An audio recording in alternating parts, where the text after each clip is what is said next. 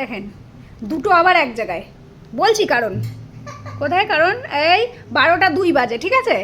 এইবার এই যে ছোটজন দেখিয়ে দিচ্ছে কারণ কি, ওই যে দেখছেন, এখন ওদের খাবার দিতে হবে, 12টা বেজে গেছে, সব অফিসের বাবু তো, সব খাবার দিতে হবে এখন। হ্যাঁ, চাকরি দিয়ে যাবে সব 12টার সময়, খেয়ে চাকরি দিয়ে যাবে, চাকরিজীবী মানুষ।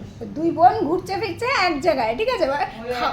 এরা বেশ ভালো খাওয়ার সময় একসাথে হয়ে যায়, খাওয়ার সময় আর বুঝতে পারে বাবা খেয়েছে মানে এবার আমাদের টাইম হয়ে গেছে, তাই তো।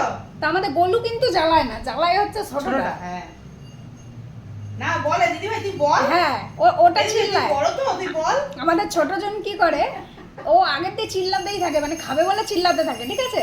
যখন দেখে ওর একার দ্বারা হচ্ছে না, তখন দিদি ভাইরা ও মা, দেখছেন অবস্থা।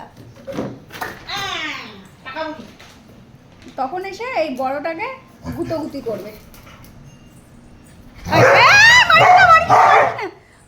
তুই এত দুষ্টু কেন, মার মার মার, এবার দেবে, ওই যে ও আমার মা রান্নাঘরে গেছে, ব্যাস কালোটা গিয়েই শুয়ে পড়েছে।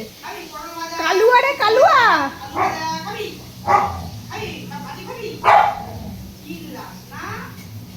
দেখেন অবস্থা।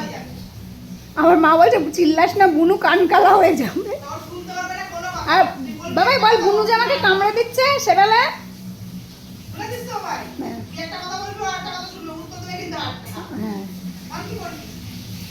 তুমি পান বললেও কিন্তু কান শুনবে, বুঝো। হ্যাঁ, মানে দুই বোনের খাওয়ার টাইম হলেই এত ভাব হয়ে যায় এদের। আচ্ছা, বড়টা তো একটু সাদা সিধে, বড়টা যদি একটুখানি ঠিক আছে মা করে দিচ্ছে দেবে খানে, এরকম ভাব থাকে, ছোটটা ঠিক টেনে টেনে নিয়ে যাবে, যে তুইও চল, দুজনে একসাথে হামলা করলে এরা দিতে বাধ্য, এরকম একটা ব্যাপার। এই যে তো দেখি, মা ওদের লাঞ্চটা ঠান্ডা করতে দিয়েছে, শুধু খাবার বেড়ে দিলেই হলো। ওই দেখো,